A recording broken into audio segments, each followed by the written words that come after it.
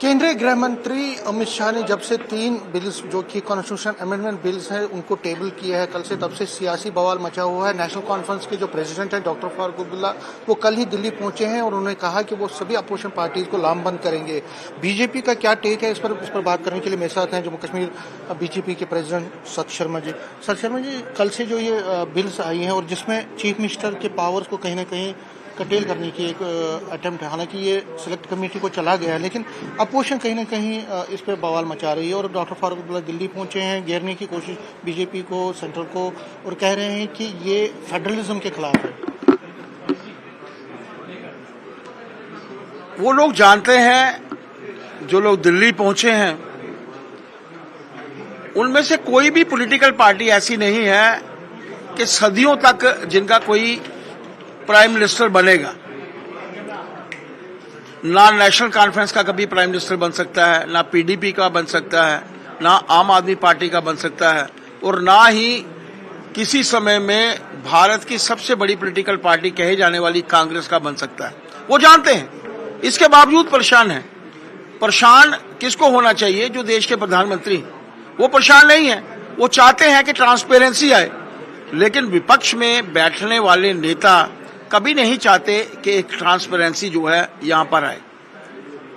सकारात्मक राजनीति ये लोग नहीं चाहते हैं। भ्रष्टाचार किया है 2004 से लेकर 14 तक 10 वर्ष के अंतराल में कितने घोटाले हुए थे। ये लोग जानते हैं कि ऐसी परिस्थितियां इनके लिए उत्पन्न हो सकती हैं। उन परिस्थितियों का डर इनको सता रहा है। कुछ लोगों ने क्रिकेट के घोटाले किए हैं, मैं अब उनका नाम नहीं लेना चाहता हूं, मैं बड़े लेवल पे इसको पोलिटिसाइज नहीं करना चाहता, लेकिन कुछ लोगों ने, उनको लगता है कि अगर वो मुख्यमंत्री बन जाते हैं और वो जेल के अंदर चले जाएंगे तो उनको छोड़ना पड़ेगा। जब इंडिविजुअल वोट देता है, जब आपने मुझे वोट दिया था तो ये सोचकर वोट दिया था कि हम लोग किसी ईमानदार नेता को वोट दे रहे हैं, और कारण यही था। जब हम ईमानदार नेता को वोट देना चाहते हैं, हम लोग चाहते हैं ट्रांसपेरेंसी हो, हम चाहते हैं ईमानदारी हमारे सामने हो, हम चाहते हैं भ्रष्टाचार हमारे सामने ना हो। ऐसे समय में जब वो नेता भ्रष्टाचारी बन जाता है तो क्यों कर उसको बड़ी गद्दी पर रहने का हक है। उसे वो हक नहीं मिलना चाहिए किसी भी सूरत में। और मुझे समझ नहीं आती कि क्यों उनको परेशानी है। 17 से ऊपर भारतीय जनता पार्टी की अपनी सरकारें हैं, गठबंधन सरकारें हैं। किसी पॉलिटिकल पार्टी की एक जगह सरकार है, किसी की 2 जगह सरकार है, कांग्रेस की शायद 3 जगह सरकार होगी, और उसके बावजूद इनको जो प्रॉब्लम्स है वो क्यों आ रही है मुझे समझ नहीं है। लेकिन वो कहते हैं कि आप लोग इन बिल्स के जरिए या इस लॉ के जरिए अपोजिशन को घेरना चाहते हैं, अपोजिशन की जो एक तरह से उनको घेर कर वेंडेटा, जो पॉलिटिकल वेंडेटा जिसको हम कहेंगे, उसको वो लेना चाहते हैं। कोई वेंडेटा नहीं है। देश में 140 करोड़ लोगों का सर्वे आप करिए, उनसे बातचीत करिए, उनमें एक मैं भी हूं। मैं भी चाहता हूं कि मेरा नेता भ्रष्टाचार से लिप्त ना हो। मैं भी चाहता हूं कि मेरा नेता जो है वो ईमानदार हो। मैं भी चाहता हूं कि मेरा नेता जो है वो ट्रांसपेरेंट हो। तो ऐसे समय में जब इंडिविजुअल चाहता है तो ये इंडिविजुअल की चाहत है। अगर कोई सरकार केंद्र में बैठी हुई है, अगर कोई वो बिल लाती है और उस बिल को रखने वाले के मुंह के ऊपर प्रतियां फाड़ी जाती हैं, उनके ऊपर फेंका जाता है, ये वो भ्रष्टाचारी लोग हैं जो जानते हैं किसी ना किसी दिन वो अंदर होंगे और वो इंडिविजुअल होने के नाते, मिनिस्टर होने के नाते, सीएम होने के नाते उतारे जाएंगे।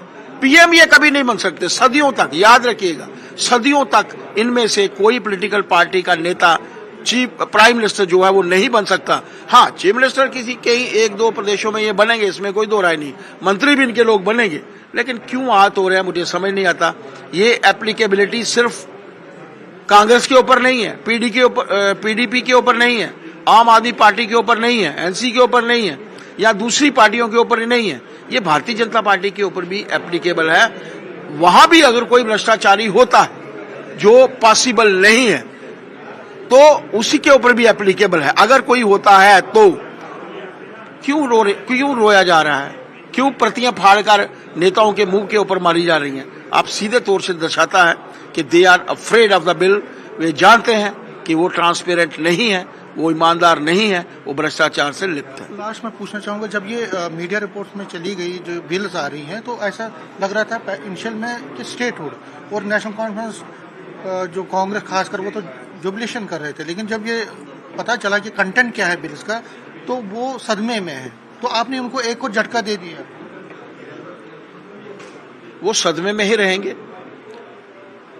9 महीने का रिपोर्ट कार्ड उनको देना चाहिए। कितनी ट्रांसफर्स उन्होंने की हैं, कितनी एलिवेशंस उन्होंने की हैं, कितनी प्रमोशंस उन्होंने की हैं, कौन सी रोड्स का निर्माण उनके माध्यम से नहीं हुआ है, कौन सी रोड्स का निर्माण उनके माध्यम से हुआ है, लोगों को पानी क्यों नहीं मिल रहा, बिजली क्यों नहीं मिल रहा, इसके बारे में रिपोर्ट कार्ड देने की आवश्यकता है। प्रधानमंत्री जी ने कहा है स्टेटहुड मिलेगी उचित परिस्थितियों में, तो उचित परिस्थितियां लाएं। 370 के बारे में ना सोचें, 35A के बारे में ना सोचें, यहां पर डेवलपमेंट करवाएं, यहां का वातावरण ठीक करें।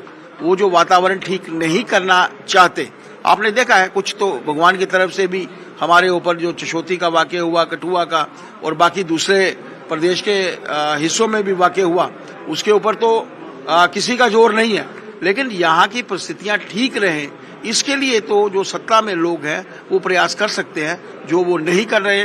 प्रधानमंत्री जी ने कहा है, होम मिनिस्टर साहब ने कहा है, उचित परिस्थितियां आने पर स्टेटहुड हमको मिलेगी, इसमें कोई दो नहीं। न्यूज़ 18 कैमरामैन साहिबा के साथ में समीर भट्ट, न्यूज़ 18 जम्मू।